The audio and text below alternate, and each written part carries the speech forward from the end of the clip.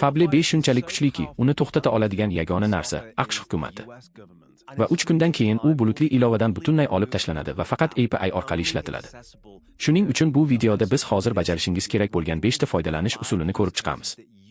Shunday qilib, siz juda samarali bo'lishingiz, pul ishlashingiz va hammadan ancha oldinga chiqishingiz mumkin.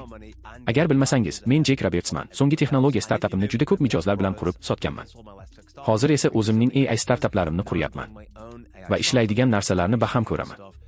Agar hali qilmagan bo'lsangiz, o'sha go'zal qahvangizni oling va to'g'ridan-to'g'ri boshlaymiz. Fabledan yanada yaxshiroq Fable yaratishni so'rashdan oldin. Bularning barchasi mantiqiy bo'lishi uchun tushunishingiz kerak bo'lgan bir narsa bor va videodagi ushbu 5 darajaga to'liq amal qilishingiz kerak. Shuning uchun odamlar, "Hey, nega bu odam bunchalik samarali?" deyshadi. Fable 5 haqida yana bir narsa, sarflagan har bir dollaringiz yoki ishlatgan har bir tokeningiz Opus 4.8, GPT 5.5 va Gemini kabi barcha modellarga nisbatan ko'proq natija beradi. Aslida, bu hozirda mavjud bo'lgan dunyodagi eng yaxshi model, faqat hali chiqarilmagan modellar bundan mustasno. Buni isbotlash uchun mana bir grafik. Eng muhimi, har bir vazifa uchun ko'proq natija olasiz. Mana bu yashil chiziq Opus 4.8. Boshqacha qilib aytganda, Fable 5 ning past rejimi Opusning eng yuqori rejimiga teng va ancha arzon. Taxminan 50-60% ga arzon. Bu shunchalik yaxshi. Ammo bu bizni juda muhim bir nuqtaga olib keladi. Agar buni tushunmasangiz, hech qanday Fable 5 videosi sizga foyda bermaydi. Bu mashina va haydovchi tushunchasi. Dvigatelni model deb hisoblasangiz. Fable 5 hozir qo'lga kiritishimiz mumkin bo'lgan eng yaxshi dvigatel. Ajoyib dvigatelga ega yomon haydovchi, yaxshi haydovchi va o'rtacha dvigateldan yomonroq bo'ladi. 13 buni nima deyman? Eng yaxshisini oling, masalan, video o'yindagi 99-darajali qahramon, lekin boshqaruvni tushunmaydigan eng yomon o'yinchi. Gap shundaki, Fable 5 dan eng yaxshi natija olish uchun uni qanday ishlatishni bilish kerak. Buni nima demoqchiman? Aytmoqchimanki, sizda eng zo'r narsa bo'lishi mumkin. Masalan, video o'yindagi 99 darajali eng kuchli qahramon, lekin uni boshqarishni bilmaydigan eng yomon o'yinchi boshqarayotgan bo'ladi. Gap shundaki, Fable 5 dan maksimal foyda olish uchun uni qanday ishlatishni ham bilishingiz kerak. Va bu videoda buni qanday qilishni ham ko'rsataman. Bu juda kuchli model, lekin eng yuqori samaradorlikka erishish uchun uni to'g'ri ishlatishimiz kerak. Buni ham ko'rib chiqamiz. Va buni birinchi darajadan boshlaymiz. Birinchi daraja asosan hayotingiz bo'ladi. Agar to'g'ridan-to'g'ri biznes va qiziqarli narsalarga o'tmoqchi bo'lsangiz, quyida vaqt belgisini qo'yaman. Lekin hayot asosi to'g'rimi? Biz faqat biznesda narsalar quradigan robotlar emasmiz. Bu hayotingizning har bir sohasini chinakam yaxshilay oladigan narsa. Aslida, men eng ko'p ishlatgan narsalar Fable 5 bilan hayotga oid bo'lgan. Bu hayot g'ildiragi deb ataladi. U 3 sohaga bo'lingan: sog'liq, ya'ni tana, aql va ruh, ishingiz, ya'ni o'sish, pul va maqsadingiz. Va munosabatlar, ya'ni oila, sevgi va do'stlar. Buning ma'nosi shundaki, siz birinchi darajadan 10-darajagacha bo'lgan ball bilan har bir sohaga qancha kuch va energiya sarflayotganingizdan qanchalik mamnun ekanligingizni baholaysiz. Boshqacha qilib aytganda, bu sizni qanchalik qoniqtiradi? Agar ko'p pul tejayotgan bo'lsangiz, bu 10 ball. Agar yo'q bo'lsa, biroz pastroq. Birinchi qilishingiz kerak bo'lgan narsa, mana bu so'rovni oling. Bu hayot g'ildiragi, to'liq hayot so'rovini ko'rib chiqish. Sizning qiladigan ishingiz bu promptni nusxalash. Uni to'g'ridan-to'g'ri Fable 5 ga joylang. Buni g'ildirakning tishlari deb tasavvur qiling. Ish va munosabatlarda to'liq quvvat bilan ishlashingiz mumkin, ammo jismoniy sog'ligingiz va umumiy salomatligingiz yaxshi bo'lmasa, hammasi qulab tushadi. Shunda pastga tushib, bu promptni shunday olasiz. Men to'g'ridan-to'g'ri Fable 5 ga o'taman va Fable 5 siz bilan suhbatlashib, hayotingiz haqida eng batafsil tahlilni beradi. Fable 5 dan foydalanish qo'llanmasiga kelsak, men guruhimga Fable 5 ni qanday ishlatishni tushuntirish uchun bir narsa tayyorlaganman. Pastga qarasak, tadqiqot kabi narsalarga o'tsak, Fable 5 ni yuqori rejimda ishlatishimiz kerak. Shuning uchun bu yerga qaytaman. Fable 5 ni yuqori rejimga o'rnatganimga ishonch hosil qilaman, chunki u tadqiqot qilishi va bu ishlarni aqlli bajarishini xohlayman. Keyin pastga tushib promptni joylashtiraman va Fable 5 bilan suhbatlashaman. Fable 5 darhol birinchi savolni berdi. Kechagi kuningni jismoniy jihatdan aytib ber. Qachon uyg'onding? Uyg'onganda o'zingni qanday his qilding? Nima yeding? Nima mashq qilding va qachon uxlab qolding? Barcha savollar uchun yaxshi. Keyin sizda to'liq umumiy ko'rinish bo'ladi. Men juda tavsiya qilaman, shu bilan boshlang. Bu bizni 2-darajaga olib boradi. Bu yerda ishlarni yanada kuchaytiramiz. Endi gap shundaki, Claude sayyoradagi eng yaxshi dizayn agenti. Claudening eng yaxshi modeli albatta Fable 5. Siz, Jek, bu pergament qog'ozda Fibonacci ketma-ketligini ko'ryapmanmi, deyishingiz mumkin. Va siz 100% to'g'risiz. Kecha men veb-saytlarning 7 darajasi haqida to'liq video qildim. Agar chuqurroq o'rganmoqchi bo'lsangiz, ekranda havola qo'yaman. Lekin buni ko'rsatishim kerak. Pergament qog'ozmi? To'liq to'g'ri topdingiz. Kecha men veb-saytlarning 7 darajasi haqida to'liq video chiqardim. Agar bu mavzuga chuqurroq kirmoqchi bo'lsangiz, ekrandagi havolani qo'yaman. Lekin buni ko'rsatishim kerak. Chunki bu juda muhim. Mana, masalan, bu veb-sayt Opus 4.8 tomonidan qurilgan. Juda zo'r, juda yaxshi. Ajoyib sayt. Ammo men buni Fable 5 bilan qurganimda uni butunlay yangi darajaga olib chiqdim. Aytgancha, animatsiyani men o'zim yaratdim. Istalgan animatsiyani ishlatishingiz mumkin, lekin Fable 5 olib kelgan barcha kichik tafsilotlarga diqqat qilishni xohlayman. U to'liq interaktiv briefni qo'shdi va u asosan men nima qilmoqchi ekanligimni tushundi. Buni ifoda etdi. Bu dinamiklarning hammasini o'zi qurdi. Dizaynda ko'p narsa kamroq ko'proq degan tamoyilga asoslanadi. Va u buni tushunadi. Qarang, bu qanchalik chiroyli va oson. Chiziqlardagi tafsilotni oldi. Men buni deyarli bir urinishda bajardim. Va nafaqat sifat yaxshiroq, balki bir marta qilindi. Bu yerda nima qilishimiz kerak? Mana bu aylantirishga qarang. Bu aqldan ozgan narsa. Yana pastga tushing, bizda brief dizayni bor. Bu premium veb-saytlarda ko'radigan narsalar. Va buni qanday qilish bo'yicha to'liq strategiyalar mavjud. Fable 5 buni uddaladi. Yana bir misol, u bu saytni bir urinishda qurdi. Keling, bu qanday ko'rinishini ko'rsataman. Ichkariga kiraman, pastga tushaman, bu narsa bor. Hatto musiqam ham bor. Buni o'chiraman. Ko'rib turganingizdek, aylantira olaman va aylantirganimda bu bo'limda yangi narsalar paydo bo'ladi. Yana aylantirsam, mana bunga qarang. Ichkariga kiraman va endi muz kubim bor. Orqaga chiqaman. Qarayman. Bu aqldan ozgan. Buni birgina prompt bilan qildi. Keyin bu taqqoslash bor edi. Bu 4.8. Yaxshi. Pastga aylantiraman. Bu yomon sayt emas. 4.8. Hey, 4.8 biz senga ahamiyat bermaymiz degani emas. 4.8 ajoyib, lekin Fable 5 darajasida emas. Yomon sayt emas. Bu yaxshi sayt. Keling, Fable 5 nima qilganini ko'rsataman. Buni yangilayman, ko'rasiz. Birinchidan, bu rasm bundan bir daraja yuqori. Biz sizga parvo qilmaymiz. 4.8 juda yaxshi, lekin u Fable 5 darajasida emas. Mayli. Bu yomon veb-sayt emas. Bu yaxshi veb-sayt. Keling, Fable 5 nima qilganini ko'rsataman. Buni ham yangilayman, ko'rasiz. Avvalo, bu rasm undan bir pog'ona yuqori. Bu aqldan ozgan. Pastga tushaman. Unda interaktivlik bor edi, bu ajoyib. U nimaning sotilishini tushunib oldi. Bu ancha yangi va chiroyli. Unda yaxshiroq o'tishlar bor va buni qaranglar, do'stlar. Qarang, u qanday tabiiy tarzda bir-biriga bog'langan. Bu veb-saytning asosiy qismi. 8 ta banka, 12 banka, 24 ta banka. Bu mutlaqo zo'r bo'lgan yuqori darajadagi dizayn. Agar buni eshitib, Jack, bu ajoyib eshitilyapti, lekin ko'p jihatdan Vietnam tiliga o'xshaydi, deb o'ylasangiz, quyida ushbu to'liq Claude Code masterclassiga havola qo'yaman. U sizni butunlay boshlang'ich darajadan tortib, veb-saytlar qurish, mening eng yaxshi tizimlarim, kuchli funksiyalar, xotira tizimi, Hermes, agent, ilovalar, hamma narsani qurish, hatto monetizatsiyagacha o'rgatadi. Bilishingiz kerak bo'lgan hamma narsa. Bu men hozirgacha yaratgan eng keng qamrovli narsa va u to'liq Claude Code operatsion tizimini o'z ichiga oladi. Quyida sizga havola qo'yaman. Endi, agar veb-saytlarda buni amalda qurmoqchi bo'lsangiz, Fable 5 dan qanday foydalanishni to'liq tushuntirib beradigan havolani shu yerga qo'yaman. Shunda siz tezda ishga tushishingiz mumkin. Ammo mavjud veb-saytingiz bo'ladimi yoki umuman yo'qmi? Hozir Fable 5 ni olish va uni tanqid qilish uchun eng yaxshi vaqt. Bilingki, sizning sohangizda nima ishlaydi va dizaynni chinakam yuqori darajaga ko'taring. Fable 5 dizaynga nisbatan ajoyib ko'zga ega va veb-sayt dizayni haqida gap ketganda, u to'xtatib bo'lmaydi. Bu men hozirgacha ishlatgan eng yaxshisi. Men bu modeldan juda hayratdaman. Ammo bu bizni Fable 5 bilan 5 darajadan 3-darajaga, hozir qilishimiz kerak bo'lgan narsaga chiroyli tarzda olib boradi. Va bu agentik operatsion tizim. Agentik operatsion tizim deganda nimani nazarda tutyapman? Aslida bu AI ning hamma narsasi. U butun dunyongizni bir joyga to'playdi. Va men buni eng yaxshi tarzda ochib, sizga nimani nazarda tutayotganimni ko'rsatib tushuntiraman. Masalan, bu yerga kelsam, biz AI ga qancha pul sarflayotganimizni tushunishimiz mumkin. Fable 5 ga qancha pul sarflayotganimizni, agar bu 3 kundan keyin Fable 5 ni ishlatmoqchi bo'lsangiz, bu juda muhim, to'g'rimi?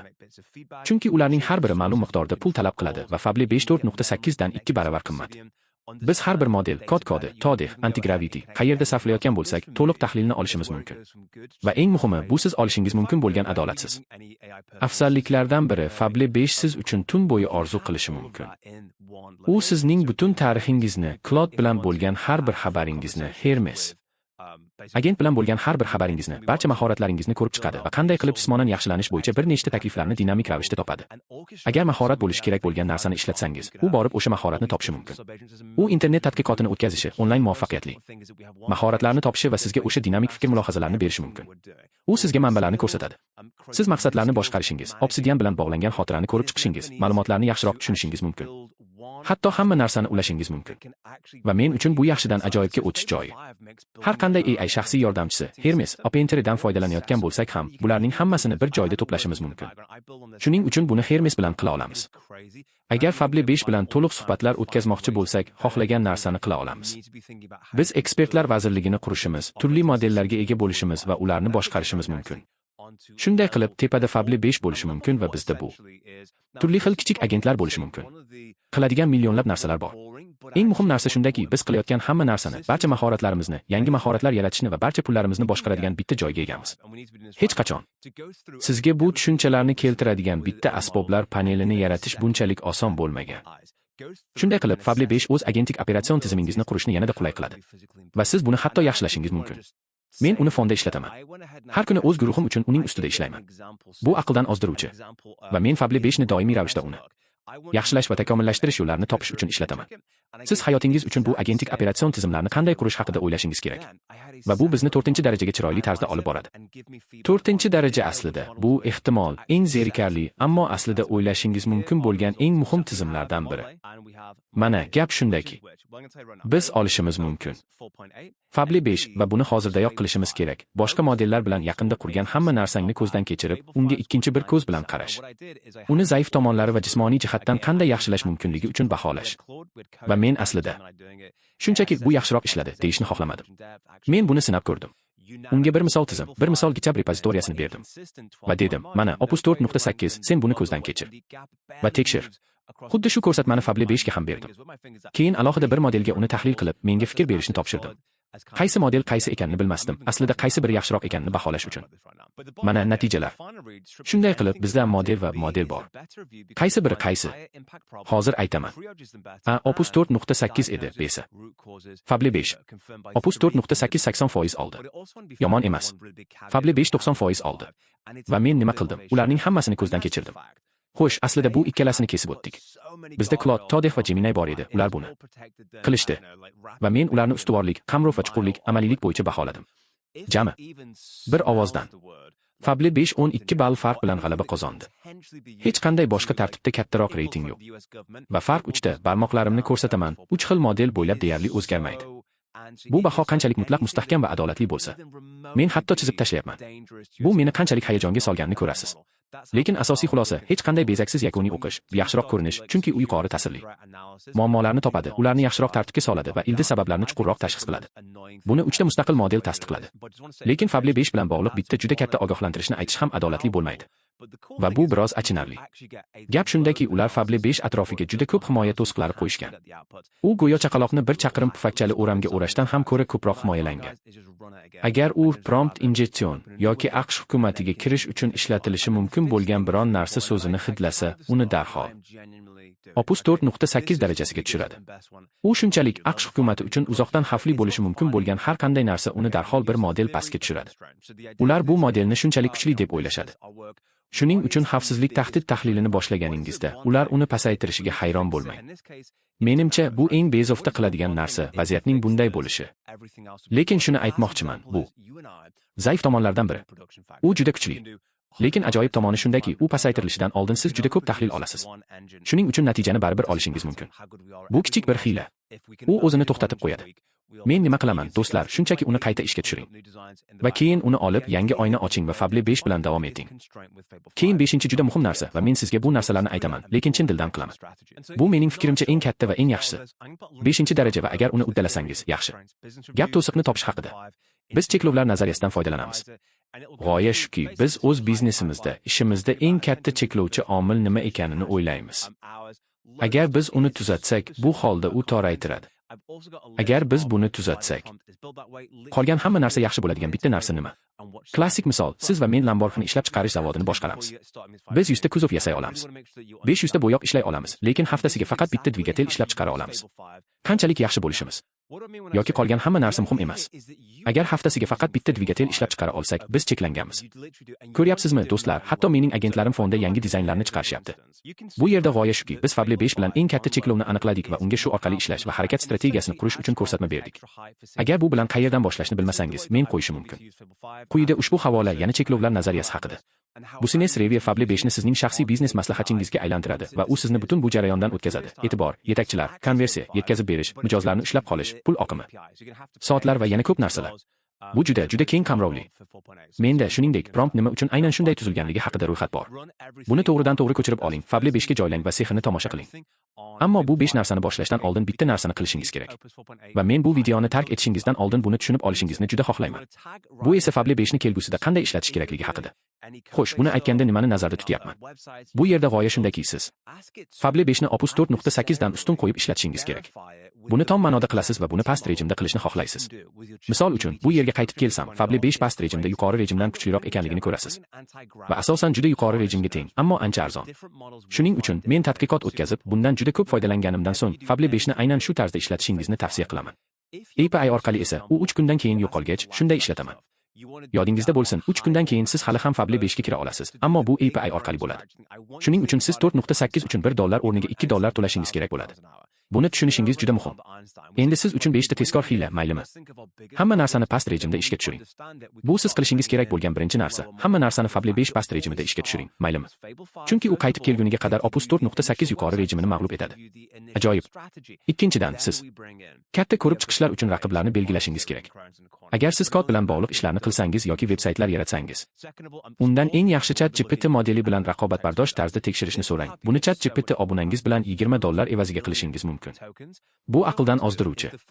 Shuningdek, Gemini'ni ham, antigravitatsiya moslamasini ham qo'shing. Chunki turli modellar turli narsalarni topadi. Bu juda muhim. Birinchi navbatda Fable 5 bilan katta ish qilganingizda, masalan, hayot strategiyasi haqida so'rasangiz, buni yuqori yoki maksimal rejimda qilishni xohlaysiz. Avvalo, katta miya strategiyasi uchun men sizni Einstein kabi o'ylashingizni xohlayman, maylimi? Siz Einsteinni soatiga 1000 funtga ijaraga olishingiz mumkin. Agar siz va men Albert Einsteinni ijaraga olgan bo'lsak, biz, do'stim, bu yerda bo'lganingda eng katta muammolarimiz haqida o'ylaylik der edik. Keyin buni tushunganimizdan so'ng pastroq modellarni chaqirishni boshlashimiz mumkin. Shuning uchun har doim Fable 5 bilan boshlang. Avvalo, dastlabki veb-sayt dizaynini, dastlabki strategiyani berish uchun. Keyin Opus 4.8 va burchakdagi modellarni chaqiramiz, lekin faqat dastlabki. Strategik ko'rib chiqishni tugatganimizdan keyin. Ikkinchidan va to'rtinchidan, siz kontekst oynasiga e'tibor berishingiz kerak. Bu sizga undan ko'proq foyda olishga yordam beradi, chunki siz million tokengacha ishlata olasiz. Men sizdan birinchi vazifani tugatishingiz bilan suhbatni ixchamlashtirishingizni yoki yangi oyna ochishingizni xohlayman. Buni oldinga chiziqcha va ixchamlashtirish buyrug'i bilan qilishingiz mumkin va u suhbatni ixchamlashtiradi. Bu yerda token narxi muhim. Va nihoyat, subagentlar bilan parallel ishni subagentlar